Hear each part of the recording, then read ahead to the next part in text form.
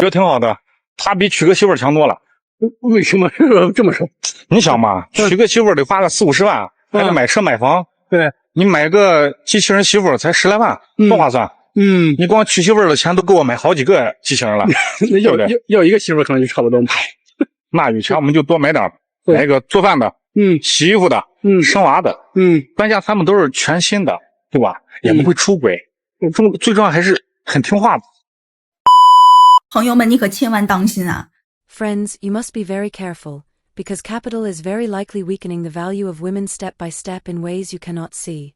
Just last week, when that female robot created by Xiao Peng came on stage, it sent the entire audience into a frenzy. Why? She can walk like a runway model, twist her waist, lift her head, and turn around, with all the feminine beauty fully programmed into her. In the camera, you see her slender figure and light footsteps, just like a real person walking toward you. Even Xiao Peng himself couldn't resist going on stage to prove it, cutting open her skin, and saying, "I'm really not a real person here, it's truly mechanical structure." Just this one launch event made the audience scream, the media go wild, and the topic instantly hit the trending list. But if you think this is just a pure technological breakthrough, then you're being a bit too naive. After the story of new energy vehicles reached its end, capital needed a brand new dream. Smart driving has been pushed to the limit, subsidies are gone, profits are thin, valuations won't rise anymore, so what do? They tell a bigger story, robots. But simply talking about robots isn't sexy enough, so they created a robot in the image of a woman. She can walk and smile, she can talk to you, and every one of her movements sends a message. I am gentle, I am obedient, I understand you. This is the key to the new narrative. It's not about how advanced the technology is, it's about how much imagination space it creates. After this show, capital's reaction came immediately. Xiao Peng's stock price in Hong Kong rose as much as 5.6% the next day, and in the US market it once surged nearly 10% during intraday trading. They even announced they would invest up to 10 billion yuan in humanoid robots, about $1.38 billion. You see, when the story is told right, the money comes back. The market is not applauding technological progress, it is betting on new imagination. Because what investors hear is not "we make robots," but the company that creates dreams is not dead yet. Now think deeper. Why specifically a female robot? The answer is actually very realistic. In a society where the cost of marriage is rising, emotional relationships are becoming fragile, and the number of people living alone is increasing, humanity's biggest rigid demand is no longer transportation, it's companionship. Capital certainly smelled this trend. What they see is not loneliness, but the market. She can talk with you, respond to your emotions, never reject you, and never grow old. This is no longer a tech product, it is an emotional commodity packaged as technology. She is given the settings of gentleness, obedience, and understanding, perfectly fitting the fantasy of a safe relationship. Once this kind of product matures, it will be able to leverage a market even bigger than new energy vehicles, the loneliness economy.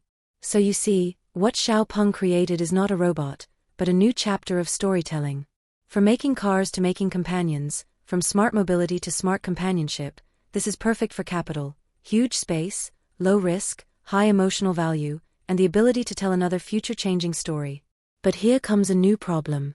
When gentleness, understanding, and companionship can all be simulated by algorithms and priced by programs, the thing truly being weakened is not human loneliness, but the value of women. You will find that this so-called AI woman is set to be forever sensible, forever considerate, forever non-leaving. She has no rights, no anger, no complex emotions, only pleasing and obedience. It looks like technological progress, but is actually a regression that replicates stereotypes. So while capital applauds her, we should also sit down and think, are these applause welcoming technology, or welcoming a more controllable, quieter version of women? When companionship becomes a commodity and tenderness can be mass-produced, what humanity gains is not liberation, but a new illusion. She does not exist to change the world, she exists to let capital keep dreaming. 现在满大街都在聊机器人。 Can female robots really completely replace real women? Right now, everyone on the streets is talking about female robots, so can they really replace real humans? This sounds like a sci-fi movie, but in reality it's almost becoming true. Let's talk about work first. In factories, those female robots are indeed impressive. They can work 24 hours non-stop, tighten screws more precisely than humans, and their error rate is shockingly low. The data is right there. Once production lines use robots, efficiency jumps by 30% to 50%, and defective products drop by 1/4. With this cost-performance ratio, bosses' eyes light up. But when it comes to emotions, robots immediately show their flaws. Real humans, especially women's emotions, are as layered as a 1,000-layer pastry. Last month my best friend won the annual Excellent Employee Award, and she held the trophy crying and laughing at the same time. You try asking a robot to act that out? And not to mention, when things go wrong, a real person saying, "Don't be afraid, I'm here," feels much warmer than a cold mechanical arm. My neighbor across the hall bought a housekeeping robot. The floor is polished so well it reflects like a mirror. But the child no longer clings to her mother to fold clothes together. The kitchen that used to be filled with the mother and daughter humming songs is now only filled with the buzz of machines. Think about it, is this a good trade? In short, female robots are just advanced tools. They can serve you tea, but they cannot brew a cup with human warmth. They can say preset comforting words, but they cannot offer a genuine hug.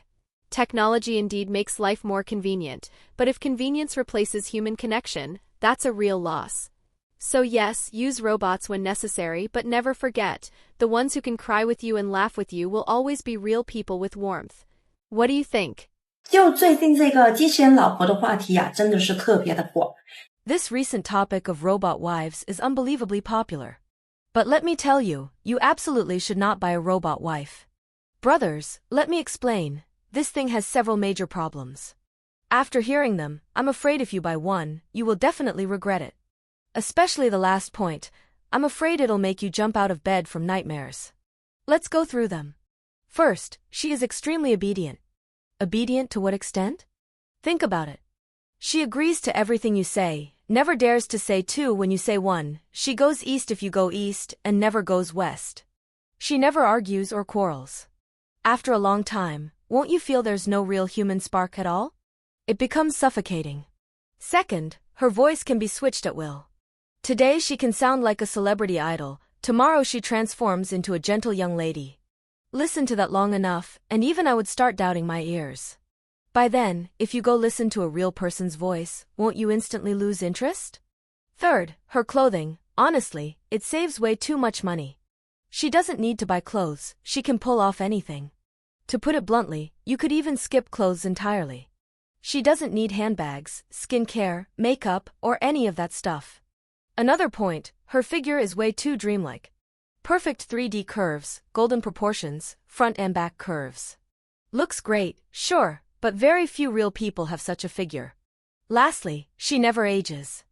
But don't forget, you will. In the end, when you are older and older, she will appear younger and younger. Imagine this, eventually she might even be able to play with your great-grandchildren. So after hearing all this, brothers, are you still tempted to buy a robot wife? 我接受不了。你能接受那种艳遇机器人的存在吗？ I really cannot accept it. Can you accept the existence of such pregnancy robots? I heard that in the future, female robots might even be used for surrogate pregnancy, saying it would solve the problem of young people not wanting to have children. But you all need to understand the meaning of human civilization. Look, now I'm expecting my third child, right? I think the meaning of giving birth lies in the process itself.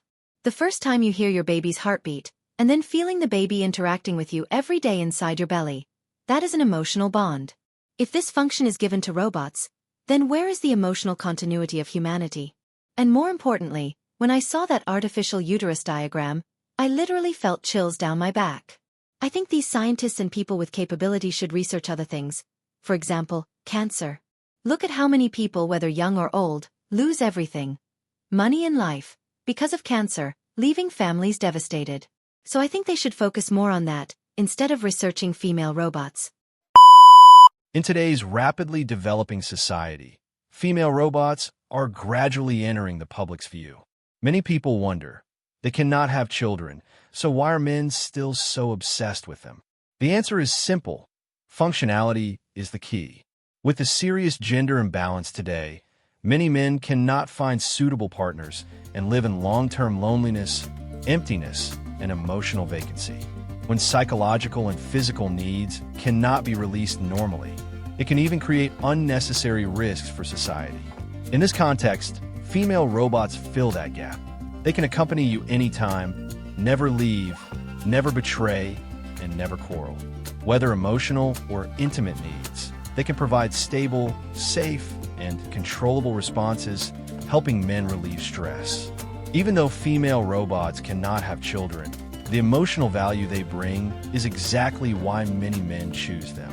So what do you think? Should female robots exist? Feel free to leave your thoughts in the comments. I really look forward to hearing your voice. If you like this video, don't forget to like and subscribe to our channel. See you in the next episode.